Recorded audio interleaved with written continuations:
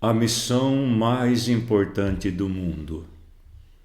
O fundamento da missão é o amor a Deus e ao semelhante. São os dois grandes mandamentos deixados por Jesus Cristo. A ideia missionária teve início no céu. Deus, o Pai, enviou seu Filho Jesus Cristo para salvar os perdidos. Esta é uma missão de valor incalculável. O planeta Terra, ele se encaixa perfeitamente na parábola da ovelha perdida, que foi registrada pelo apóstolo Lucas no capítulo 15 do seu livro. Este é o único lugar que existem sofrimentos e morte. Nós habitamos em um subúrbio da nossa galáxia. E vindo a plenitude do tempo, Deus envia seu Filho Jesus Cristo exatamente para este mundo. E quando Cristo esteve aqui, ele insistiu em ordenar que seus seguidores se tornassem missionários e evangelizassem o mundo para ele. Depois, em seguida,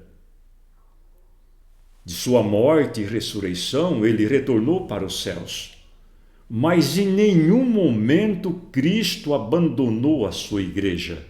Isso está perfeitamente caracterizado no capítulo 1 do Apocalipse, versículo 12 e 13. Nós continuamos a desfrutar da atenção e do ministério de nosso Senhor Jesus Cristo.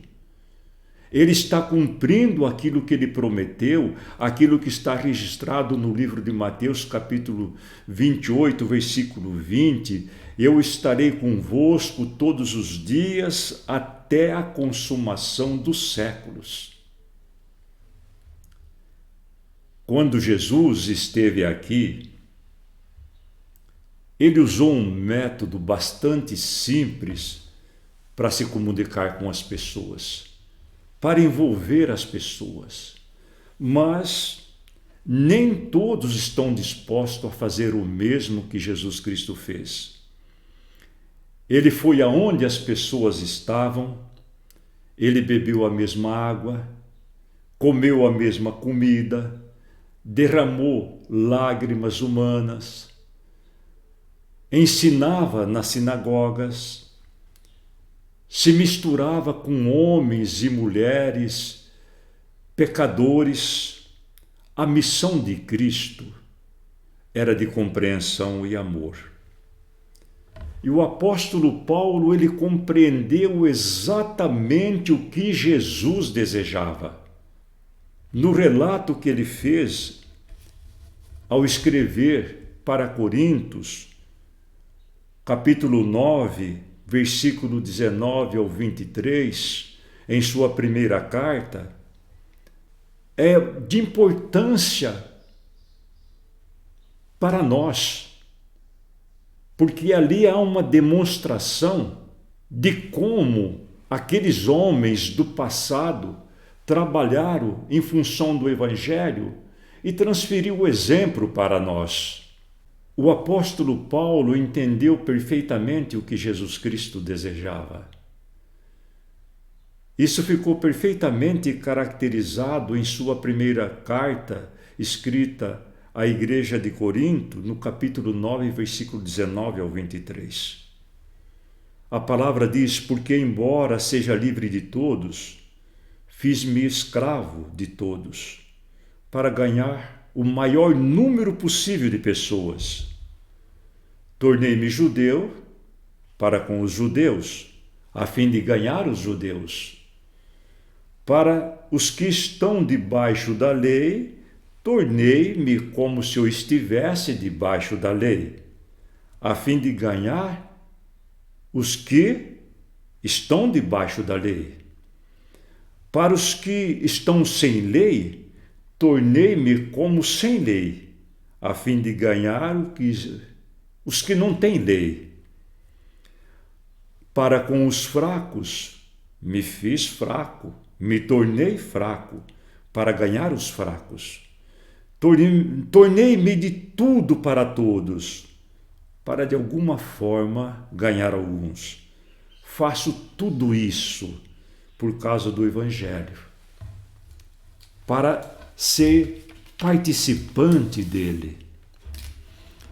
O Evangelho que o apóstolo Paulo realizava, ou aquilo que nós conhecemos como evangelismo, não era um programa ocasional registrado, realizado na igreja. Ele personalizava a sua mensagem de acordo com os seus ouvintes. Ele sempre tentava provar a validade e o significado do Evangelho. E o que fez com que a igreja, os primeiros cristãos, fossem tão eficientes na pregação do Evangelho?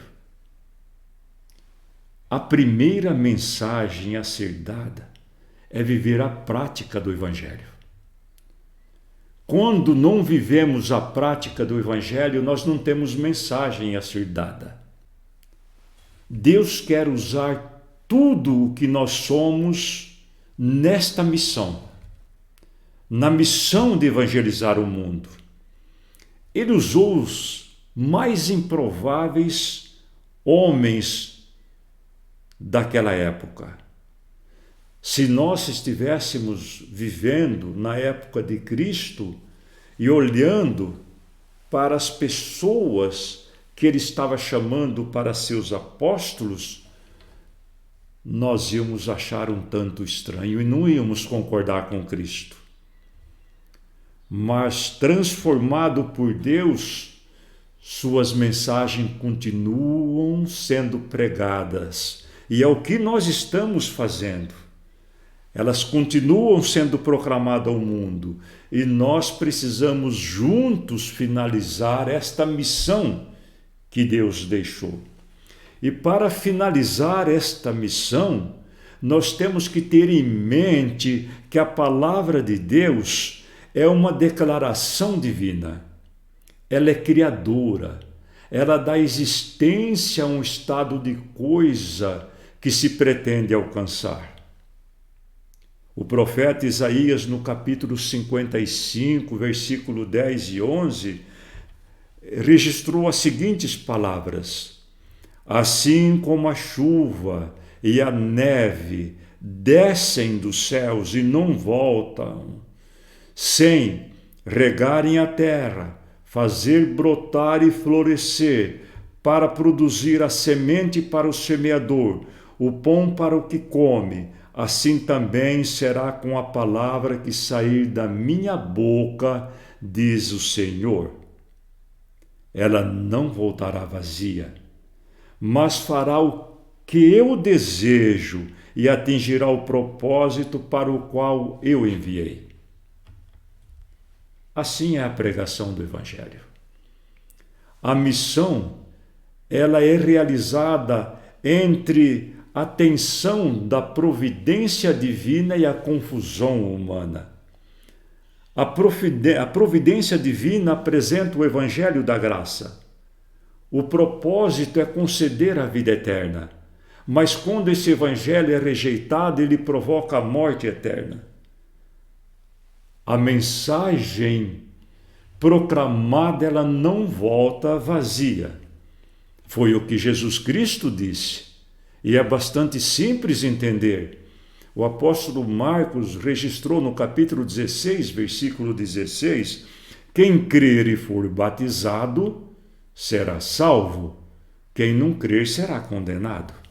E o apóstolo Paulo, quando ele escreve a sua segunda epístola para a igreja de Coríntios, no capítulo 2, versículo 14 e 16, ele disse: mas graças a Deus que sempre nos conduz vitoriosamente em Jesus Cristo, e por nosso intermédio exala em todo lugar a fragrância do seu conhecimento. Porque para Deus somos o aroma de Cristo entre os que estão sendo salvos e para aqueles que estão perecendo. Para estes, ou seja, os que estão perecendo, somos cheiro de morte. Mas para aqueles, os que aceitaram, somos fragrância de vida. Aí ele conclui no versículo 16: então quem é capaz? Quem é capacitado de realizar um trabalho como este? Percebe a importância da missão do Evangelho? E nós precisamos finalizar esta missão confiada em nós. Vamos lembrar o que o profeta Isaías proclamou ali no capítulo 5, versículo 10. Assim como a chuva e a neve descem dos céus e não voltam sem cumprir seus propósitos, assim ocorre com a palavra de Deus. Ela não voltará vazia, mas fará como ele deseja e atingirá o propósito para o qual Jesus Cristo enviou. O Evangelho é uma mensagem de salvação e juízo. Não há trabalho mais importante no mundo do que a pregação do Evangelho. É o trabalho mais nobre que existe. Contudo, para finalizar nossa missão e para que ela seja efetiva, nós devemos trabalhar a partir da mesma plataforma de amor e compreensão que Jesus Cristo usou. A igreja, ela é um sinal no mundo, quando cumpre a sua missão. Ela se torna um lugar de renascimento e esperança para quem não teve ainda sua dignidade resgatada pelo sangue de Jesus Cristo. Deus é o sujeito ativo da missão. Cabe à igreja deixar-se usar por Jesus Cristo.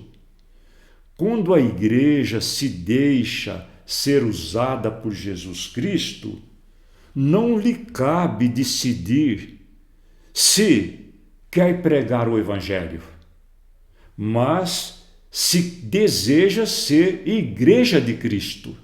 Se a igreja se revestir do manto de Cristo, o amanhecer do dia será glorioso. Pela fé, podemos chegar até o limiar da cidade eterna e ouvir as boas-vindas de Jesus Cristo para com aqueles que cooperaram com ele. Vinde, bendito de meu Pai.